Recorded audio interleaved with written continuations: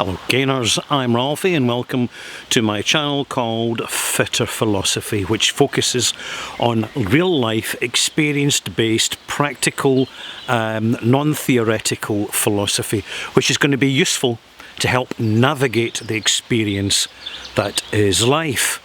And I once asked an old chap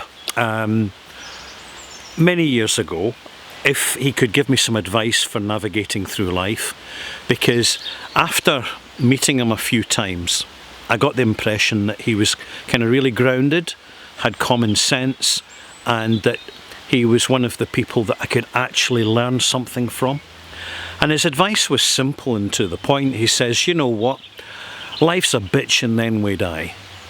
And he left it at that. He didn't elaborate, he didn't give me any tangible, meaningful, positive advice. He didn't give me a list of advices. He left it at that. And of course I said, well, thank you very much, and then kind of moved on with the rest of my day. But the thing is, I was left wondering, what did he really mean? And even a few years later I was wondering what he really meant when he said that, and I finally concluded that he didn't mean anything in particular. He was just being generalist, he was just being to the point, and he was basically, rather than give me a list of advice, he wanted me to view life a certain way and learn from that. And of course when you examine the saying, life's a bitch and then we die, it's kind of defeatist. It's quite negative actually, but at the same time it's pragmatic, it's unambiguous, and I think there's a lot of truth in that. However, I think being a more optimistic person, I'd like to elaborate on this quote, in that life may be a bitch, but can either be a big bitch or just a little bitch. And depending on how we connect with life, we can make our lives a big bitch or just a little bitch. Some bitches can be so pleasant, so amenable, that in fact, due to good luck, good circumstances, common sense, and making the most of opportunities without being too ambitious, we can actually get a lot out of this little bitch of life. And as for when we die, well, life is a bitch, okay, and then we die. Everybody dies, everything dies. Every day dies. Every meeting, once it's concluded with another human, dies. Every relationship dies. Every friendship dies.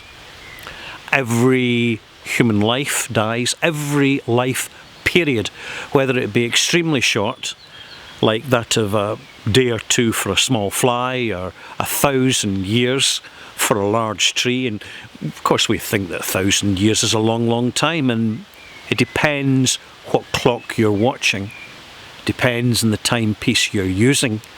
1,000 years can be no time at all when you have a lifespan of 100,000 years or even 1,000,000 years, and there's nothing to say that that does not exist. Absolutely. So life's a bitch and then we die, but there again, after every death there's rebirth. When things die, things are born. And when we look at the natural world, we see that in fact it's a cycle, a continuous cycle, like the hours in the day, like the days in the weeks and the months in the years, and the years themselves are an endless flowing cycle through time of life and death in constant companionship.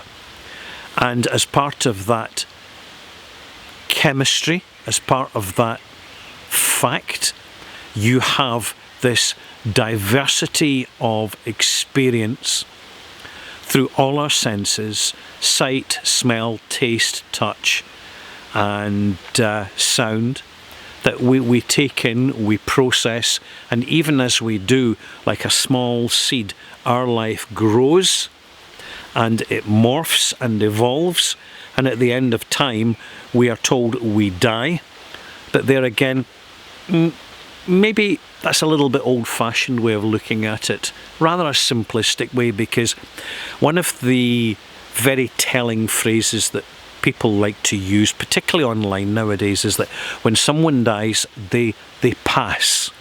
They are passing or have had a passing.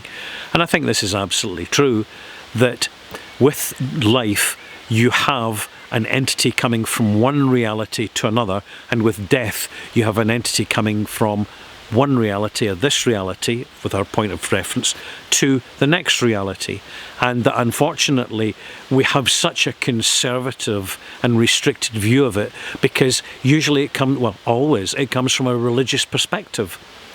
And that this is where we have to turn to the philosophers for deeper explanations, because many philosophers, as they philosophized, became acutely aware of their own mortality, more so.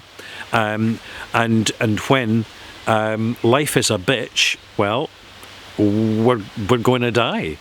And it seems such a simple, simplistic statement to make, but it really depends on how the individual chooses to interpret it.